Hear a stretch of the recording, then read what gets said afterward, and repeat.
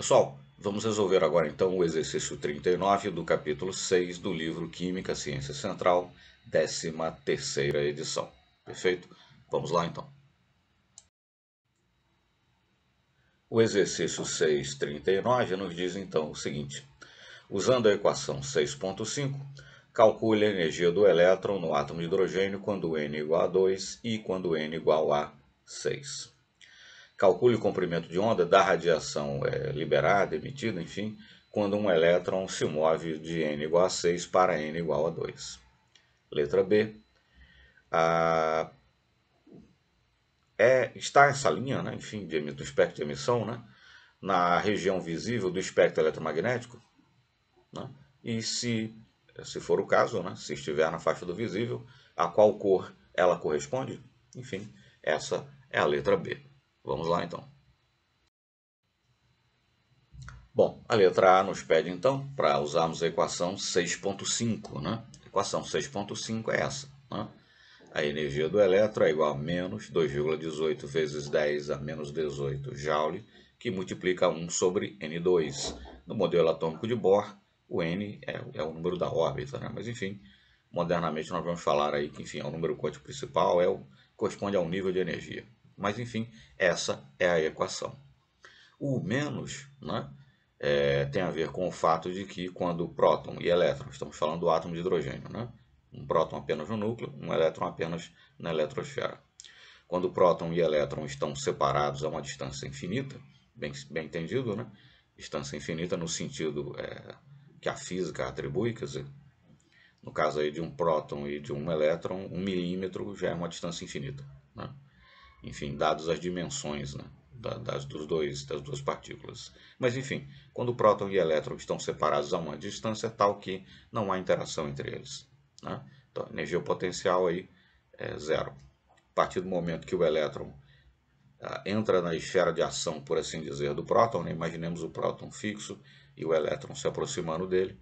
A partir do momento que o elétron entra no raio de ação, né, por assim dizer, do próton, começa a haver uma interação de natureza atrativa entre eles e a energia potencial total do sistema, próton mais elétron, diminui, né? Daí esse menos, né? Da mesma forma que uma vez o elétron já ligado ao próton, né, para retirar esse elétron, para ionizar o átomo, você teria que fornecer energia e o valor seria positivo, né, endotérmico, tá certo? Bom, mas enfim. Calcule a energia quando n igual a 2 e quando n igual a 6. n sendo igual a 2, n ao quadrado é 4, né? N sendo igual a 6, 6 ao quadrado, 36. Bom, usando então a equação, fazendo os cálculos, para n igual a 2, a energia é 5,45 vezes 10 a menos 19, e para n igual a 6, a energia é 6,06 vezes 10 a menos 20. Tá certo? Para ficar mais simples o nosso cálculo, estou usando em módulo mesmo, né? Esquecendo aí o menos, tá certo? Mas enfim. Então, primeira etapa, com energia quando n igual a 2, quando n igual a 6. Se você quiser, coloca um menos aí na frente, né? Menos 5,45, menos 6,06. Mas enfim. Aí pede-se então para calcular, né, a diferença de energia, ou enfim, a energia do fóton emitido quando o elétron salta de n igual a 6 para n igual a 2. Né? Um fóton será emitido porque o elétron estará transitando de um nível de energia mais alto para um nível de energia mais baixo, né? Então, subtraindo, evidentemente, o menor do maior, né, dos valores de energia, nós temos uma energia de 4,844 vezes 10 a menos 19 joule por fóton, né, joule para cada fóton. Essa é a energia, enfim, do do fóton emitido quando o elétron transita de n igual a 6 para n igual a 2. E pergunta-se então na letra B qual é o comprimento de onda, né? Enfim, dessa radiação, e se ela está na faixa do visível e tal.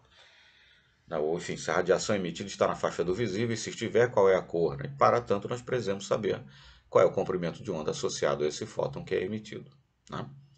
Então, a energia é constante de Planck vezes velocidade da luz dividido pelo comprimento de onda, velocidade da luz em metro por segundo, a constante de Planck na unidade joule vezes segundo, né? Tem esse valor que aí se encontra e o comprimento de onda, perdão, a energia nós acabamos de calcular, né? 4,844 vezes 10 a menos 19. Fazendo as contas, o comprimento de onda do fóton associado, né, enfim, o comprimento de onda associado ao fóton emitido, né, quando o elétron transita de n igual a 6 para n igual a 2, é de 4,104 vezes 10 a menos 7 metro, ou 410,4 nanômetros. Né? A faixa do visível vai de 400 a 750 nanômetros. Então esse fóton está sim na faixa do visível e está ali, no caso, na faixa correspondente à cor violeta. Tá certo? E com isso, então, nós respondemos a letra B. Na sequência, foi feito o cálculo, só para ilustrar, quer dizer, nós poderíamos simplesmente utilizar a equação de Heisenberg direto, né, para fazer o cálculo. Não é isso que ele pede para utilizar a equação 6,5, né?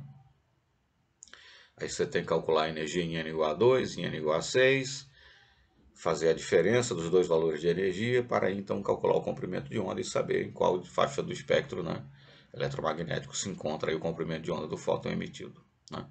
Mas lembrar que um dos triunfos, né, do modelo atômico de Bohr foi que, a partir do modelo, a partir de primeiros princípios, né, por assim dizer, foi possível deduzir a equação de Heisenberg, que já era conhecida há cerca de 100 anos, mais ou menos, enfim, à época. Mas, enfim, foi possível deduzir a equação de Heisenberg a partir de primeiros princípios. A equação de Heisenberg, que até então, a equação de Heisenberg-Balmer, né, ou Balmer-Heisenberg, enfim, que até então era uma equação empírica apenas, né, mas que o modelo de Bohr nos permitiu deduzi-la. E deduzir, inclusive, o valor da constante de Heisenberg, né, saber quais constantes, né, estavam embutidas, por assim dizer, no valor da constante de Heisenberg. Né. Então, se você fizer o E6 menos E2, no fim das contas você vai chegar, né, a algo análogo aí à equação de Heisenberg. Mas enfim, se nós simplesmente utilizássemos a equação de Heisenberg, visto que queríamos saber o comprimento de onda da radiação emitida, né, quando o elétron salta de n igual a 6 para n igual a 2, né, poderíamos utilizar a equação de Heisenberg. Né, 1 sobre lambda, lambda é o comprimento de onda, R é a constante de Heisenberg, né, que na unidade metro a menos 1 tem um valor de 1,097 vezes 10 a sétima, né? 1 sobre 4, né? 2 ao quadrado, menos 1 sobre 36, 6 ao quadrado. Isso nos dá 1 sobre lambda igual a 2,438 vezes 10 a sexta, então lambda igual a 410,2 nanômetros, né? Enfim, absolutamente idêntico o valor, enfim. Uma diferença aí na segunda casa decimal por conta de algum arredondamento, etc, enfim. Mas poderíamos simplesmente utilizar a equação de Heisenberg direto, né, que ficaria mais simples fazer o cálculo. Mas enfim, fizemos conforme o problema solicita e depois utilizando simplesmente a equação de Heisenberg, tá certo? Equação essa que no fim das contas é deduzida, né, a partir do próprio modelo, pode ser deduzida, né, a partir do próprio modelo atômico de Bohr. Mas enfim, ficamos por aqui então e até o nosso próximo exercício.